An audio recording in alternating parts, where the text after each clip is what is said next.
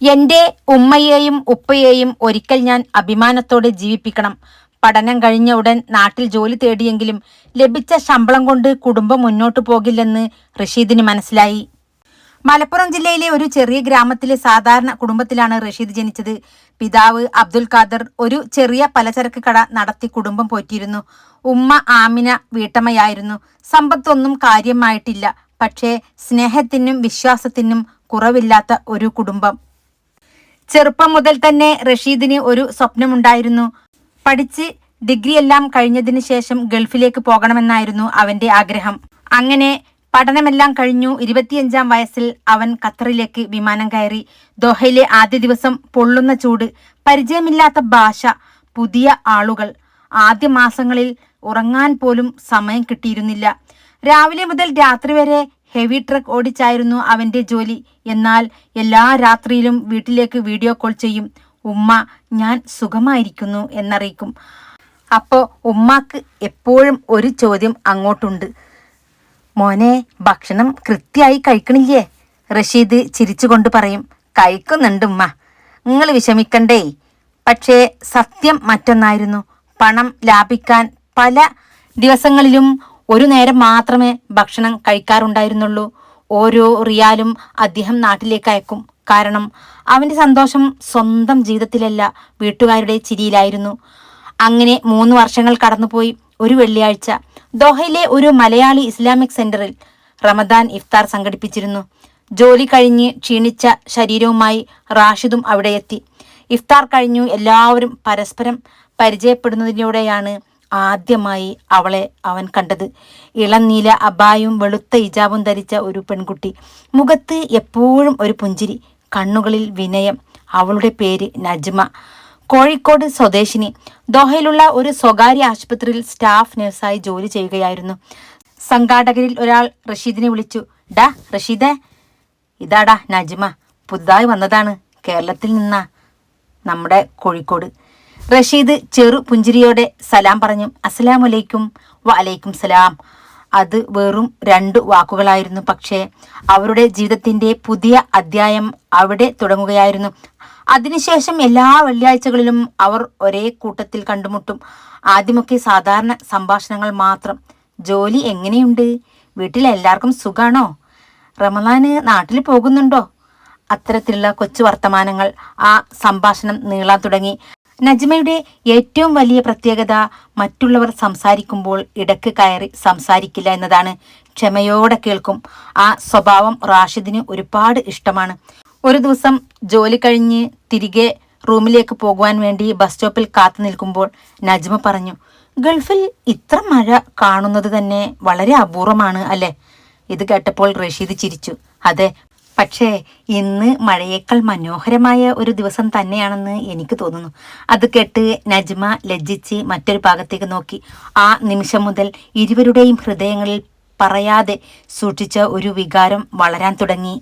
മാസങ്ങൾ കടന്നുപോയി.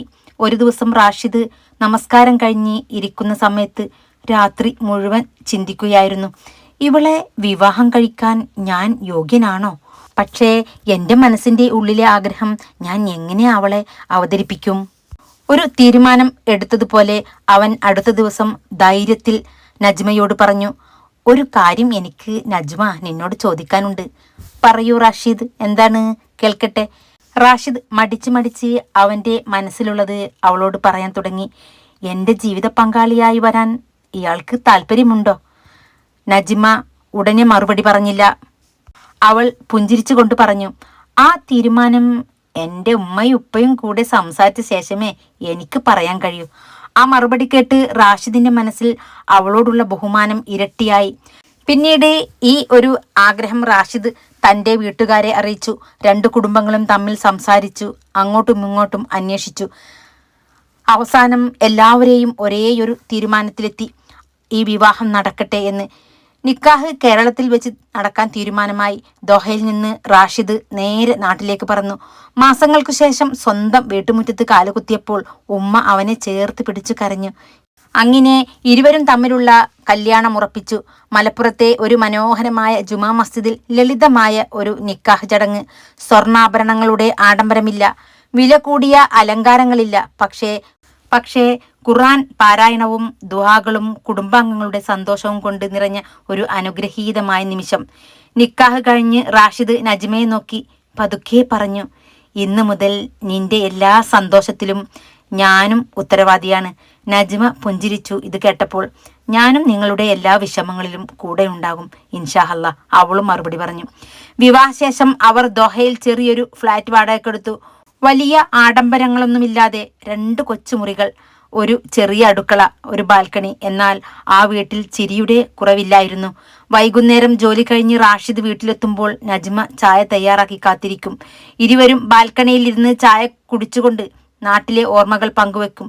ഒരു ദിവസം നമ്മൾ കേരളത്തിൽ വലിയൊരു വീട് പണിയും, റാഷിദ് അവന്റെ ആഗ്രഹം അവളോട് പറഞ്ഞു. നജ്മ അത് കേട്ടപ്പോൾ ചിരിച്ചു. വീട് വലുതായാലും ചെറുതായാലും പ്രശ്നമില്ല, മനസ്സ് വലുതായാൽ മതി.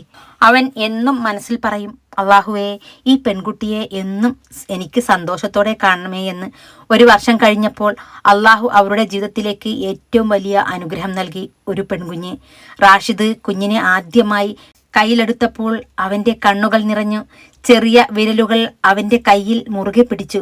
അൽഹംദുലില്ലാ, അവൻ പതുക്കെ പറഞ്ഞു. അവൾക്ക് ഹുദ എന്ന് അവർ പേരിട്ടു. ആ ദിവസം മുതൽ റാഷിദിന്റെ ലോകം മാറി. ജോലി കഴിഞ്ഞ് നേരെ വീട്ടിലേക്ക് ഓടും. ഹുദയെ എടുത്ത് കളിപ്പിക്കും, ഉറക്കാൻ പാട്ടുപാടും. അവളുടെ ആദ്യത്തെ പുഞ്ചിരി, ആദ്യത്തെ വാപ്പ എന്ന വിളി അവനു ലോകത്തിലെ ഏറ്റവും വലിയ സമ്മാനമായിരുന്നു. 2 വർഷങ്ങൾക്ക് ശേഷം രണ്ടാമത്തെ മകളായ റൈഹയും ജനിച്ചു. ഇപ്പോൾ ആ വീട് 2 കുഞ്ഞുങ്ങളുടെ ചിരിയാൽ നിറഞ്ഞു തുളുമ്പുന്നു. ഹുദ കുഞ്ഞിനോട് നോക്കി പറയും, ഇത് എൻ്റെ കുഞ്ഞനിയത്തിയല്ലേ. റാഷിദും നജ്മയും അത് കേട്ട് സന്തോഷത്തോടെ ചിരിക്കും. അവരുടെ ജീവിതം പൂർണ്ണമായെന്ന് തോന്നി. പക്ഷേ ജീവിതം എല്ലായ്പ്പോഴും നമ്മൾ ആഗ്രഹിക്കുന്ന വഴിയിലൂടെയല്ല സഞ്ചരിക്കുന്നത്. അവരുടെ സന്തോഷത്തിന് മുകളിൽ പതിയെ ഒരു കാർമേഘം രൂപപ്പെടാൻ തുടങ്ങി. കാലം ആരെയും കാത്തു നിൽക്കില്ല. ഹുദക്ക് 4 വയസ്സും റൈഹയ്ക്ക് 2 വയസ്സും തികഞ്ഞപ്പോൾ റാഷിദിന്റെ ജീവിതം സ്വപ്നം പോലെ മുന്നോട്ടു പോവുകയായിരുന്നു. ജോലിയിൽ സ്ഥാനക്കയറ്റം ലഭിച്ചു, ശമ്പളവും വർദ്ധിച്ചു. ഇനി കുറച്ച് വർഷം കൂടി കഷ്ടപ്പെട്ടാൽ നാട്ടിൽ നല്ലൊരു വീട് പണിയാം. അത്രമാത്രമായിരുന്നു റാഷിദിന്റെ സ്വപ്നം. എന്നാൽ 2020 ലോകം മുഴുവൻ നിശ്ചലമായ കോവിഡ് മഹാമാരി. ദോഹയിലെ തിരക്കേറിയ റോഡുകൾ ശൂന്യമായി. ആശുപത്രികൾ രോഗികളെ കൊണ്ട് നിറഞ്ഞു. നജ്മയ്ക്ക് ആശുപത്രിയിൽ ഇരട്ട ഷിഫ്റ്റ് ജോലി ചെയ്യേണ്ടി വന്നു. ചില ദിവസങ്ങളിൽ 16 മണിക്കൂർ വരെ അവൾ ജോലി ചെയ്തു. വീട്ടിലെത്തുമ്പോൾ തളർന്നു വീഴും. മറ്റൊരു വശത്ത് റാഷിദും മണിക്കൂറുകളോളം ട്രക്ക് ഓടിച്ച് ക്ഷീണിച്ചാണ് എത്തുക. മുമ്പ് ഒരുമിച്ചിരുന്ന് സംസാരിച്ചിരുന്ന രാത്രികൾ ഇല്ലാതായി. ഒരു വീടിനുള്ളിൽ താമസിച്ചിട്ടും അവർ തമ്മിലുള്ള സംഭാഷണം ദിവസേന കുറഞ്ഞു വന്നു. ഒരു രാത്രി ഹുദ ഉറങ്ങാതെ വാതിലേക്ക് നോക്കിയിരിക്കുകയായിരുന്നു. വാപ്പ, ഉമ്മ എപ്പോഴും വന്നില്ലല്ലോ. റഷീദ് അവളെ മടിയിലിരുത്തി. ഉമ്മ ആശുപത്രിയിലല്ലേ കുഞ്ഞെ, രോഗികളെ നോക്കണം, ഉമ്മാക്ക് ഒരുപാട് ഡ്യൂട്ടിയില്ലേ. അവൻ കുഞ്ഞിനെ സമാധാനിപ്പിച്ചു. ഉമ്മക്ക് നമ്മളെ മിസ് ചെയ്യുന്നില്ലേ ഉപ്പാ? ആ ചോദ്യം കേട്ട് റാഷിദിന്റെ നെഞ്ചു പിടഞ്ഞു. അവൻ മകളെ നെഞ്ചോട് ചേർത്ത്, നിങ്ങളെക്കാൾ കൂടുതൽ ആരെയും ഉമ്മ സ്നേഹിക്കില്ല മുത്തേ. എന്നാൽ ആ വാക്കുകൾ പറയുമ്പോൾ പോലും തൻ്റെ കുടുംബം പതിയെ കൈവിട്ടു പോവുകയാണ് എന്ന് റാഷിദിന് തോന്നിയിരുന്നു. മാസങ്ങൾ കടന്നുപോയി. ഒരു ദിവസം രാത്രി നജ്മ വീട്ടിലെത്തിയപ്പോൾ റാഷിദ് ചോദിച്ചു, നമുക്ക് ഒരുമിച്ചിരുന്ന് സംസാരിച്ചിട്ട് എത്ര ദിവസമായി നജ്മ? നജ്മ ക്ഷീണത്തോടെ പറഞ്ഞു, ഇപ്പോൾ എനിക്ക് സംസാരിക്കാൻ പോലും ശക്തിയില്ല ഇക്ക, ഞാൻ പോയി കിടക്കട്ടെ. ജോലി മാത്രം മതിയോ നജ്മ? ഈ കുടുംബത്തോടൊപ്പം കുറച്ച് സമയം കൂടി ചെലവഴിക്കണ്ടേ? അങ്ങനെയാണെങ്കിൽ ഞാൻ ജോലി ഉപേക്ഷിക്കട്ടെ. അല്ല, ഞാൻ അങ്ങനെ വേണ്ടിയിട്ടല്ല പറഞ്ഞത്. പിന്നെ എന്തിനാ ഇങ്ങനെ പറയുന്നത്? അവൾ വീണ്ടും ദേഷ്യത്തോടെ ചോദിച്ചു. ആ ചെറിയ സംഭാഷണം വലിയ വഴക്കിലേക്ക് മാറി. അന്ന് ആദ്യമായാണ് ഹുദയും റൈഹയും മാതാപിതാക്കളുടെ ഉച്ചത്തിലുള്ള ശബ്ദം കേട്ട് കരഞ്ഞത്. കുട്ടികൾ റൂമിലിരുന്ന് കരയുന്നത് കണ്ടപ്പോൾ റാഷിദ് ഉടൻ മുറിയിലേക്ക് ഓടി. മക്കളെ പേടിക്കണ്ട, വാപ്പ ഇവിടെ ഉണ്ടല്ലോ എന്ന് പറഞ്ഞ് അവരെ സമാധാനിപ്പിച്ചു. ആ രാത്രി 2 കുഞ്ഞുങ്ങളെയും ചേർത്ത് പിടിച്ചുറങ്ങുമ്പോൾ അവന്റെ കണ്ണിൽ ഉറക്കം ഉണ്ടായിരുന്നില്ല. കോവിഡ് അവസാനിച്ചെങ്കിലും അവരുടെ ജീവിതത്തിലെ അകലം അവസാനിച്ചില്ല. സംസാരങ്ങൾ കുറഞ്ഞു, പുഞ്ചിരികൾ മാഞ്ഞു. ഒരേ വീട്ടിൽ താമസിക്കുന്ന 2 അന്യരെ പോലെയായി അവർ. കുടുംബാംഗങ്ങൾ പലവട്ടം സംസാരിച്ചു. മതപണ്ഡിതന്മാർ ഉപദേശിച്ചു, മക്കളെ ഓർത്തെങ്കിലും ഒന്നിച്ചു ജീവിക്കൂ എന്ന്. പക്ഷേ തകർന്ന കണ്ണാടി പഴയ പോലെ ആവില്ലല്ലോ. ഒടുവിൽ പരസ്പര സമ്മതത്തോടെ വിവാഹബന്ധം അവസാനിപ്പിക്കാൻ അവർ തീരുമാനിക്കുന്നു. ആ വാർത്ത ഏറ്റവും കൂടുതൽ തകർത്തത് ഹുദയായിരുന്നു. ഒരു രാത്രി അവൾ റാഷിദിന്റെ അടുത്ത് വന്ന് ചോദിച്ചു, വാപ്പ, ഉമ്മ ഇനി നമ്മളോടൊപ്പം താമസിക്കൂലേ? റാഷിദ് നിശബ്ദനായി. എന്ത് പറയണമെന്ന് അയാൾക്കറിയില്ലായിരുന്നു. അവസാനം അവൻ പറഞ്ഞു, ചിലപ്പോ വലിയവരുടെ തീരുമാനങ്ങൾ കുട്ടികൾക്ക് മനസ്സിലായില്ല മോളെ. ഇത് കേട്ട വഴി കുഞ്ഞു ചോദിച്ചു, പക്ഷേ ഞങ്ങൾക്ക് ഉമ്മാനെയും ഉപ്പാനെയും ഒരുമിച്ച് വേണം. ആ വാക്കുകൾ കേട്ട് റാഷിദ് കരഞ്ഞു. മകളുടെ മുന്നിൽ ആദ്യമായാണ് അവൻ കണ്ണുനീർ മറക്കാൻ ശ്രമിച്ചത്. വിവാഹമോചനം നിയമപരമായി പൂർത്തിയായി. എന്നാൽ യഥാർത്ഥ പോരാട്ടം അപ്പോഴാണ് തുടങ്ങിയത്. ഹുദയുടെയും റൈഹയുടെയും സംരക്ഷണാവകാശം. രണ്ടുപേരും സ്വന്തം അഭിഭാഷകരെ നിയമിച്ചു. കേസ് കുടുംബ കോടതിയിലെത്തി. ആദ്യ ഹിയറിംഗ്. ജഡ്ജ് രണ്ട് മക്കളെയും നോക്കി. അവർ ഒന്നും മനസ്സിലാകാതെ കോടതി മുറിയിൽ ഇരിക്കുകയായിരുന്നു. അഭിഭാഷകർ നിയമങ്ങൾ പറഞ്ഞു, രേഖകൾ സമർപ്പിച്ചു. പക്ഷേ ആ രണ്ട് കുഞ്ഞുങ്ങൾക്ക് കോടതിയും നിയമവും എന്താണെന്ന് പോലും അറിയില്ലായിരുന്നു. അവർക്ക് അറിയാവുന്നത് ഒരു കാര്യം മാത്രം, വാപ്പയെയും ഉമ്മയെയും ഒരുമിച്ച് വേണമെന്ന്. കേസ് മാസങ്ങളോളം നീണ്ടു. ഓരോ ഹിയറിങ്ങിന് ശേഷവും റാഷിദ് മക്കളെ പാർക്കിൽ കൊണ്ടുപോകും, ഐസ്ക്രീം വാങ്ങിക്കൊടുക്കും. അവരുടെ മുന്നിൽ ഒരിക്കലും വിഷമം കാണിക്കില്ല. ഒരു ദിവസം ഹുദ ചോദിച്ചു, വാപ്പ, കോടതി നമ്മളെ എന്തിനങ്ങനെ വിളിക്കണത്? റാഷിദ് കുറച്ചു നേരം അതു കേട്ട് മിണ്ടാതെ നിന്നു.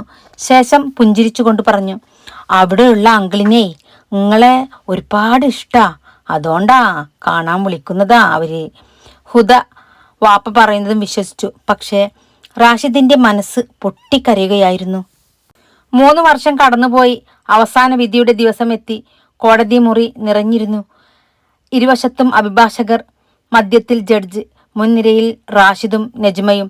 ഹുദയും റൈഹയും കൈകോർത്ത് അപ്പുറത്തിരുന്നു. അവിടെ നടക്കുന്നത് എന്താണെന്ന് പോലും അവർക്ക് മനസ്സിലായിരുന്നില്ല. നജ്മയുടെ അഭിഭാഷകൻ എഴുന്നേറ്റു. ബഹുമാനപ്പെട്ട കോടതി, 2 കുട്ടികളെയും ഒരാൾക്ക് വളർത്തുക പ്രായോഗികമല്ല. മൂത്ത കുട്ടിയെ ഉമ്മക്ക് നൽകുകയും ഇളയ കുട്ടിയെ അച്ഛന് നൽകുകയും ചെയ്താൽ ഇരുവർക്കും ഉത്തരവാദിത്തം പങ്കിടാൻ കഴിയും. ഇത് കേട്ടപ്പോൾ ജഡ്ജ് തലകുനിക്കി. ശേഷം റാഷിദിനെ നോക്കി, നിങ്ങൾക്ക് എന്താണ് പറയാനുള്ളത്? ജഡ്ജ് റാഷിദിനോട് ചോദിച്ചു. അവൻ പതുക്കെ എഴുന്നേറ്റു. കൈകൾ വിറക്കുന്നുണ്ടായിരുന്നു. ശബ്ദം ഇടറുകയായിരുന്നു. എന്നാൽ അവൻ്റെ ഓരോ വാക്കിലും ഒരു പിതാവിൻ്റെ ഹൃദയം ഉണ്ടായിരുന്നു. സർ, ഞാൻ നിയമം പഠിച്ചിട്ടുള്ള ആളല്ല.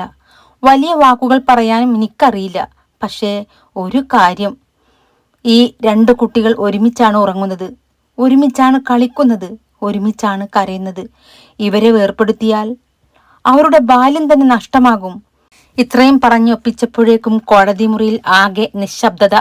റാഷിദ് തുടർന്നു, എനിക്ക് വലിയ വീടില്ല സാർ, വളരെയധികം സാമ്പത്തികവുമില്ല. പക്ഷേ എൻ്റെ ഹൃദയത്തിൽ ഇവർക്കായി മതിയായ ഇടമുണ്ട്. ഞാൻ പട്ടിണി കിടക്കും, കൂടുതൽ ജോലി ചെയ്യും, എൻ്റെ ജീവിതം മുഴുവൻ ഞാൻ മാറ്റും. പക്ഷേ എൻ്റെ മക്കളെ തമ്മിൽ പിരിക്കരുത് സാർ. ഇത്രയും പറഞ്ഞ് അവൻ ഓടിച്ചെന്ന് മക്കളെ കെട്ടിപ്പിടിച്ചു. മക്കൾ ഉപ്പയെ വാപ്പ എന്ന് പറഞ്ഞു. അവരും കരഞ്ഞു.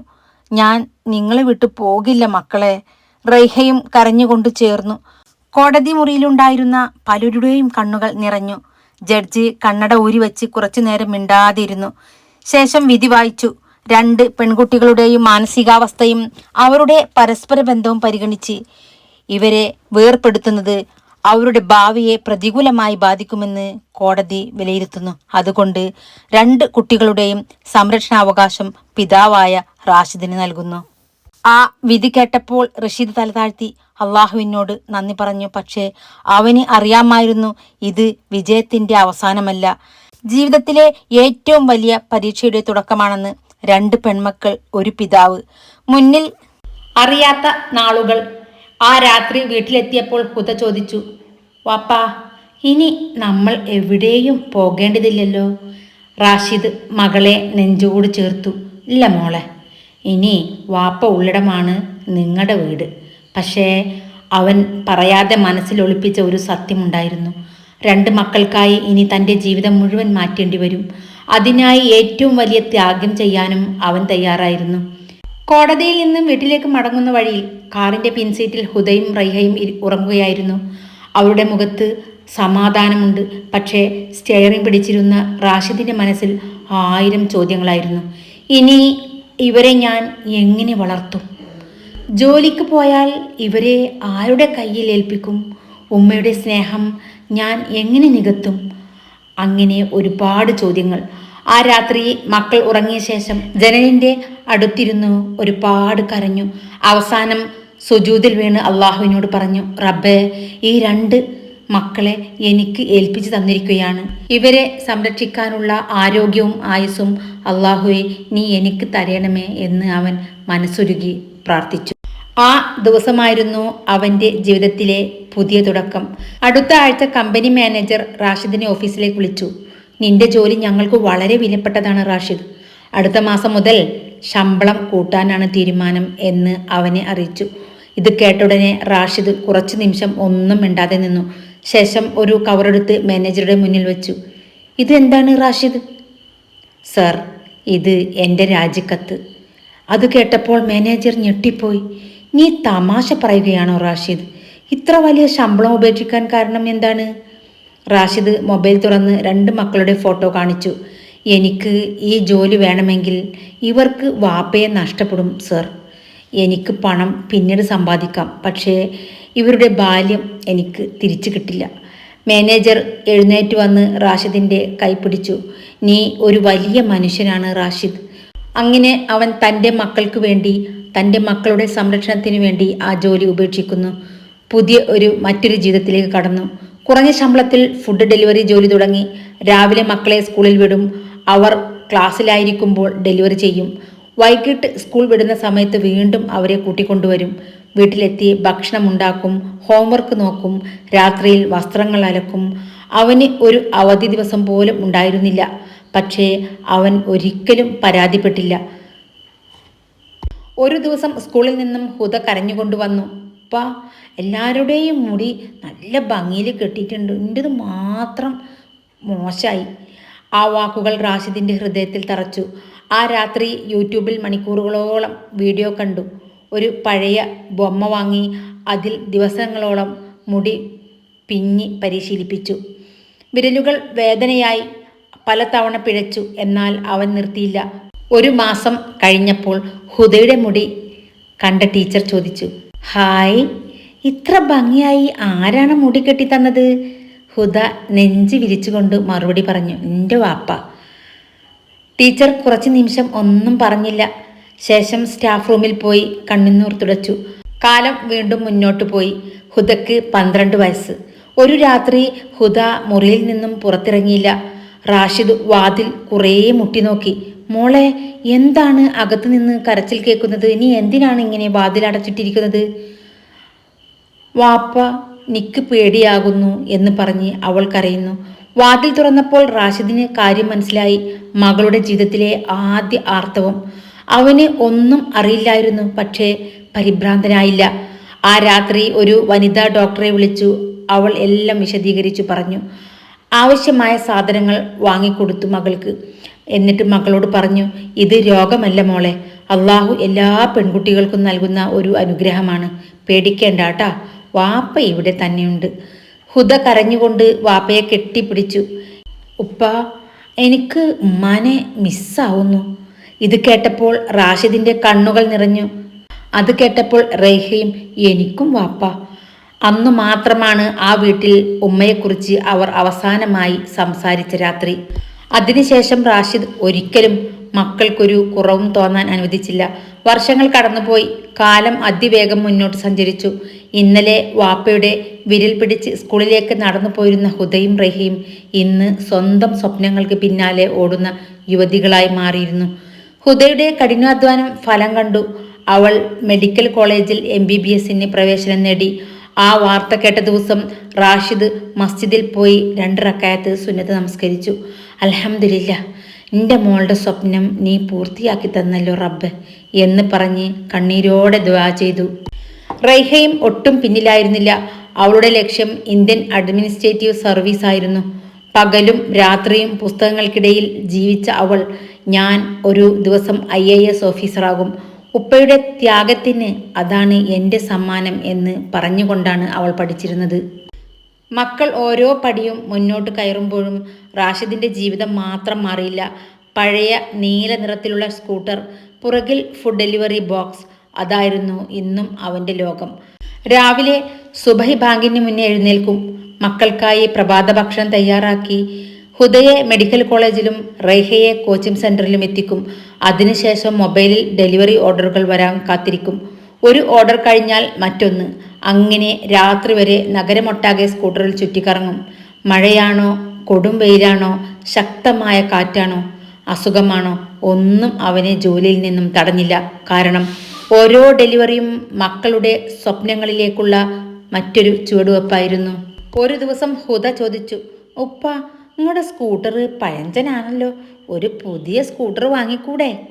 ഇത് കേട്ടപ്പോൾ റാഷിദ് ചിരിച്ചുകൊണ്ട് മറുപടി പറഞ്ഞു, ഈ സ്കൂട്ടർ ഉണ്ടല്ലോ ഇപ്പോഴും ഓടുന്നുണ്ടല്ലോ മോളെ, ആദ്യം നിങ്ങളുടെ സ്വപ്നങ്ങൾ പൂർത്തിയാകട്ടെ, അതിനുശേഷം വാപ്പ പുതിയ സ്കൂട്ടർ വാങ്ങിച്ചോളാട്ടോ.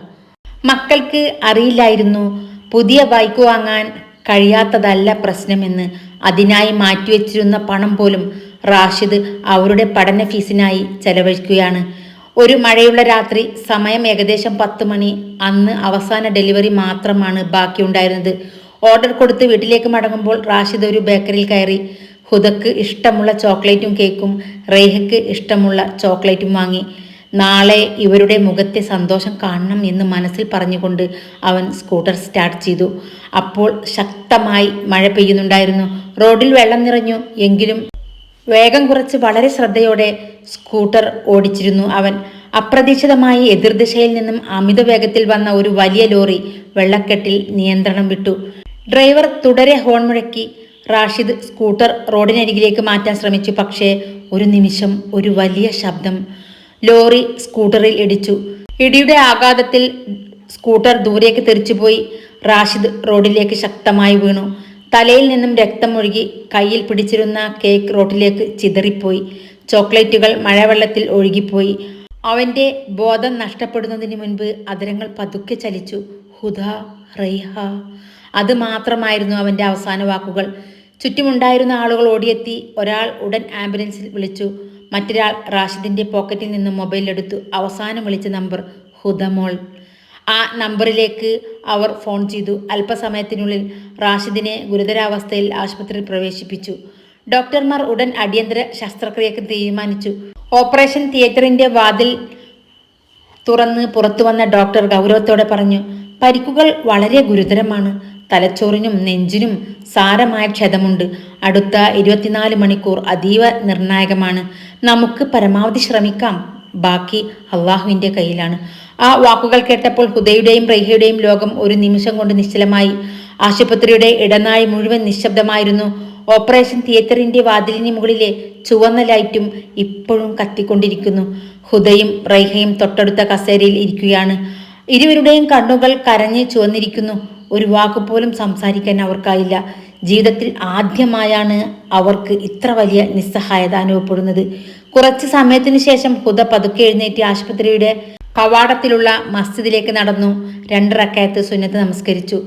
സുജൂദിൽ വീണുകൊണ്ട് അവൾ പറഞ്ഞു, യാ അല്ലാഹ്, ഞങ്ങൾക്ക് ഉപ്പാനെ തിരികെ തരണമേ. ഞങ്ങളുടെ ജീവിതത്തിൽ ഇനി ആരുമില്ല. ഞങ്ങളുടെ എല്ലാ സന്തോഷവും ഈ ഒരാൾ മാത്രമാണ്. അതേസമയം റൈഹ ICUവിന് പുറത്തുള്ള മതിൽ ചാരി നിന്ന് ഉപ്പയുടെ പഴയ മെസ്സേജുകൾ വായിക്കുകയായിരുന്നു. മോളെ, സമയത്ത് ഭക്ഷണം കഴിക്കണം, പഠനം ഒരിക്കലും മുടക്കരുത്, നിങ്ങളുടെ വിജയമാണ് ഉപ്പാടെ ഏറ്റവും വലിയ സ്വപ്നം. ഓരോ മെസ്സേജും വായിക്കുമ്പോൾ അവളുടെ കണ്ണിൽ നിന്നും കണ്ണുനീർ മൊബൈൽ സ്ക്രീനിലേക്ക് വീണുകൊണ്ടിരുന്നു. അപ്പോഴാണ് ഒരു നേഴ്സ് അവരുടെ അടുത്തേക്ക് വന്നത്. നിങ്ങളാണോ റാഷിദ് സാറിൻ്റെ മക്കൾ? ഹുദ കണ്ണീർ തുളച്ചുകൊണ്ട് തലകുലുക്കി. നേഴ്സ് ഒരു പഴയ തുണിസഞ്ചി അവരുടെ കയ്യിൽ കൊടുത്തു. അപകട സ്ഥലത്ത് നിന്നും കിട്ടിയതാണത്രേ. സഞ്ചി തുറന്നപ്പോൾ ഒരു പഴയ പേഴ്സ്, ഒരു ദസ്വി, വായിച്ച് പഴകിയ ചെറിയ ഖുർആൻ, പിന്നെ ഒരു കവറിൽ സൂക്ഷിച്ചിരുന്ന കുറച്ച് നോട്ടുകൾ. ആ കവറിന് മുകളിൽ എഴുതിയിരുന്നത്, റൈഹയുടെ UPSC ഇൻ്റർവ്യൂ യാത്രാ ചിലവ്, ഈ പണം തുടരുത്. അത് കണ്ടപ്പോൾ റൈഹ പൊട്ടിക്കരഞ്ഞു. ഇത്രയും ദിവസം വാപ്പ എനിക്ക് വേണ്ടി പണം മാറ്റിവെച്ചിരുന്നോ? ഹുദ പേഴ്സ് തുറന്നു. അതിൽ ഒരു പഴയ ഫോട്ടോ ഉണ്ടായിരുന്നു. ചെറിയ ഹുദയെയും റൈഹയെയും കൈകളിൽ എടുത്ത് ചിരിക്കുന്ന റാഷിദ്. ഫോട്ടോയുടെ പുറകിൽ അദ്ദേഹം എഴുതിയിരുന്നു, എൻ്റെ ജീവിതത്തിലെ ഏറ്റവും വലിയ സമ്പത്ത്. ഹുദക്ക് ഇനി കരച്ചിൽ നിർത്താനായില്ല. അവൾ ഫോട്ടോ നെഞ്ചോട് ചേർത്ത് പറഞ്ഞു, വാപ്പ, ഞങ്ങളെക്കാൾ വിലപ്പെട്ട മറ്റൊന്നും ഉണ്ടായിരുന്നില്ലല്ലോ. അതേസമയം ഓപ്പറേഷൻ തിയേറ്ററിന്റെ വാതിൽ തുറന്നു. ഡോക്ടർ പുറത്തു വന്നു. മുഖത്ത് ക്ഷീണം വ്യക്തമായിരുന്നു. ഹുദയും റൈഹയും ഒരുമിച്ച് ഓടിയെത്തി. ഡോക്ടർ, ഞങ്ങളുടെ വാപ്പക്ക് എങ്ങനെയുണ്ട്? ഡോക്ടർ പതുക്കെ പറഞ്ഞു, ശസ്ത്രക്രിയ വിജയകരമായി പൂർത്തിയായി. പക്ഷേ ഇപ്പോഴും അപകടനില പൂർണ്ണമായി മാറിയിട്ടില്ല. അടുത്ത മണിക്കൂറുകൾ വളരെ പ്രധാനമാണ്. അദ്ദേഹം ബോധം വീണ്ടെടുക്കുമോ എന്നത് ഇപ്പോൾ പറയാൻ കഴിയില്ല. ആ വാക്കുകൾ കേട്ട് രണ്ടുപേരും വീണ്ടും ദുആയിൽ മുഴുകി. പിറ്റേ ദിവസം രാവിലെ ICUവിനുള്ളിൽ കിടന്നിരുന്ന റാഷിദിന്റെ വിരലുകൾ ചെറുതായി അനങ്ങി. മോണിറ്ററിലെ ഹൃദയമിടിപ്പ് അല്പം മെച്ചപ്പെട്ടു. ഡ്യൂട്ടിയിലുണ്ടായിരുന്ന നേഴ്സ് ഉടൻ ഡോക്ടറെ വിളിച്ചു. കുറച്ച് മിനിറ്റുകൾക്ക് ശേഷം ഡോക്ടർ പുറത്തു വന്ന് പുഞ്ചിരിച്ചുകൊണ്ട് പറഞ്ഞു, ഒരു സന്തോഷ വാർത്തയുണ്ട്. നിങ്ങളുടെ വാപ്പ പ്രതികരിക്കാൻ തുടങ്ങിയിട്ടുണ്ട്. ഹുദയും റൈഹയും ഒരുമിച്ച് അൽഹംദുലില്ലാ എന്ന് പറഞ്ഞ് സുജൂദിൽ വീണു. അല്പസമയത്തിന് ശേഷം ഡോക്ടറുടെ അനുമതിയോടെ അവർ ICUയിലേക്ക് പ്രവേശിച്ചു. റാഷിദിന്റെ കണ്ണുകൾ പതുക്കെ തുറന്നു. മങ്ങിയ കാഴ്ചയിൽ ആദ്യം കണ്ടത് തൻ്റെ 2 പെൺമക്കളെയായിരുന്നു. സംസാരിക്കാൻ ശക്തിയില്ല, പക്ഷേ അധരങ്ങൾ പതുക്കെ ചലിച്ചു. ഹുദ, റൈഹ, കരയരുത്. ഹുദ വാപ്പയുടെ കൈകൾ രണ്ടും ചേർത്ത് പിടിച്ച്, ഉപ്പ, ഞങ്ങൾക്കിനി ഒരിക്കലും നിങ്ങളെ ഒറ്റക്ക് ജോലിക്ക് വിടില്ല. റൈഹ കണ്ണുനീർ തുടച്ചുകൊണ്ട് പറഞ്ഞു, ഇനി ഞങ്ങളുടെ ഊഴമാണ് ഉപ്പ. നിങ്ങൾ ഞങ്ങൾക്ക് വേണ്ടി ജീവിച്ചു. ഇനി ഞങ്ങൾ നിങ്ങളെ നോക്കും. റാഷിദിന്റെ കണ്ണിലൂടെ ഒരു തുള്ളി കണ്ണുനീർ ഒഴുകി. അത് വേദനയുടെ കണ്ണുനീരല്ലായിരുന്നു. ഒരു പിതാവിന്റെ ജീവിതകാലം മുഴുവൻ ത്യാഗം ചെയ്ത വെറുതെയായില്ല എന്ന തിരിച്ചറിവിന്റെ കണ്ണുനീരായിരുന്നു. 3 മാസം കഴിഞ്ഞു. റാഷിദ് പതുക്കെ ജീവിതത്തിലേക്ക് തിരിച്ചു വന്നു. ഇടത് കൈക്ക് ഇപ്പോഴും പൂർണ്ണ ശക്തി വന്നിട്ടില്ല. കുറച്ചു ദൂരം നടന്നാൽ പോലും ശ്വാസം മുട്ടും. ഡോക്ടർമാർ വ്യക്തമായി പറഞ്ഞു, ഇനി പഴയതുപോലെ കഠിനമായ ജോലികൾ ചെയ്യാൻ പാടില്ല. റാഷിദ് ചിരിച്ചുകൊണ്ട് പറഞ്ഞു. പക്ഷേ മനസ്സിൽ ഒരേയൊരു ചിന്തയുണ്ടായിരുന്നു, ഇനി മക്കളുടെ പഠന ചെലവ് എങ്ങനെ കണ്ടെത്തും? ഒരു ദിവസം രാവിലെ ഹുദ വാപ്പയുടെ മുറിയിലേക്ക് വന്നു. കയ്യിൽ ഒരു വെളുത്ത കവർ. ഉപ്പ, ഇതൊന്ന് തുറന്നു നോക്ക്. റാഷിദ് കവർ തുറന്നു. അതിനുള്ളിൽ ഒരു ആശുപത്രിയുടെ നിയമന ഉത്തരവ്. ഡോക്ടർ ഹുദ റാഷിദ്, ജൂനിയർ ഡെന്റിസ്റ്റ്. റാഷിദിന്റെ കൈകൾ വിറച്ചു, കണ്ണുകൾ നിറഞ്ഞു. മോളെ, നീ ഡോക്ടറായോ? ഹുദ പുഞ്ചിരിച്ചു. അതെ വാപ്പ, നിങ്ങളുടെ സ്വപ്നം ഇന്ന് യാഥാർത്ഥ്യമായി. ഇത് കേട്ടപ്പോൾ റാഷിദിന് ഒന്നും പറയാൻ കഴിഞ്ഞില്ല. അവൻ മക്കളെ ചേർത്ത് പിടിച്ചു കരഞ്ഞു. അതിനുശേഷം 2 മാസം കഴിഞ്ഞ് റൈഹ UPSC ഇന്റർവ്യൂവിന് ഡൽഹിയിലേക്ക് പോയി. പോകുന്നതിന് മുൻപ് വാപ്പയുടെ കൈപിടിച്ച് പറഞ്ഞു, പാ, ഞാൻ ജയിച്ചാൽ അത് എൻ്റെ വിജയമല്ല, നിങ്ങളുടെ ജീവിതത്തിൻ്റെ വിജയമായിരിക്കും. റാഷിദ് നെറ്റിയിൽ ചുംബിച്ചു. ഇത് കേട്ടപ്പോൾ, അള്ളാഹുവിൽ വിശ്വസിച്ച് പോ മോളെ, ബാക്കി എല്ലാം അവൻ നോക്കിക്കോളും. പരീക്ഷയെല്ലാം കഴിഞ്ഞു. അങ്ങനെ ഫലപ്രഖ്യാപനവും വന്നു. വീട്ടിലെല്ലാവരും ഫോണിന്റെ മുന്നിലായിരുന്നു. റൈഹ വിറക്കുന്ന കൈകളോടെ ഫലം നോക്കി. പെട്ടെന്ന് അവൾ ഉറക്കെ കരഞ്ഞു. ഉപ്പാ, എന്താ മോളെ? നിക്ക് കിട്ടി, ഞാൻ IAS ആയി. ആ നിമിഷം റാഷിദ് കസേരയിൽ നിന്നും എഴുന്നേൽക്കാൻ പോലും കഴിഞ്ഞില്ല. അവൻ സുജൂദിൽ വീണു.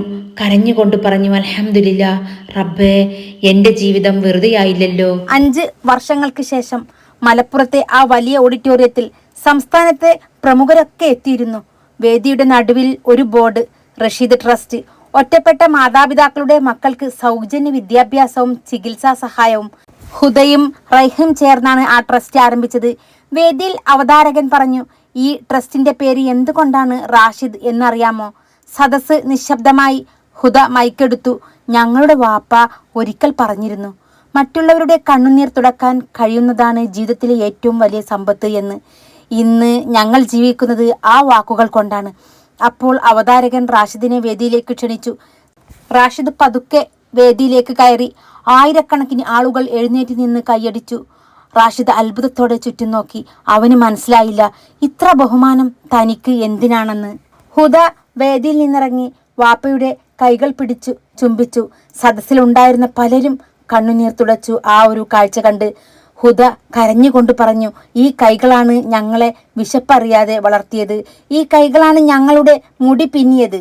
ഈ കൈകളാണ് ഞങ്ങളെ സ്കൂളിലേക്ക് കൈപ്പിടിച്ച് നടത്തിയത്. ഇന്ന് ലോകം ഞങ്ങളെ ഡോക്ടറെന്നും IAS ഓഫീസറെന്നും വിളിക്കുന്നുണ്ടെങ്കിൽ അതിൻ്റെ കാരണം ഈ കൈകളാണ്. റൈഹ മൈക്കെടുത്തു. അവളുടെ ശബ്ദം വിറച്ചിരുന്നു. പാ, നിങ്ങൾ ഞങ്ങൾക്ക് വീടോ സ്വത്തോ തന്നിട്ടില്ല, പക്ഷേ അതിലും വലിയ ഒരു സമ്പത്ത് തന്നു. നല്ല മനുഷ്യരാകാൻ പഠിപ്പിച്ചു. ആരും കാണാതെ കരയുന്നവരുടെ കണ്ണുനീർ തുടക്കാൻ പഠിപ്പിച്ചു. ഞങ്ങളുടെ ജീവിതത്തിലെ ഏറ്റവും വലിയ അഭിമാനം നിങ്ങളുടെ മക്കളായി ജനിച്ചതാണ്. അവൾ പോക്കറ്റിൽ നിന്നും ഒരു ചെറിയ താക്കോലെടുത്തു.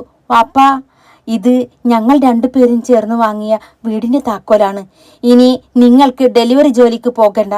ഇനി ഞങ്ങളുടെ ഊഴമാണ്.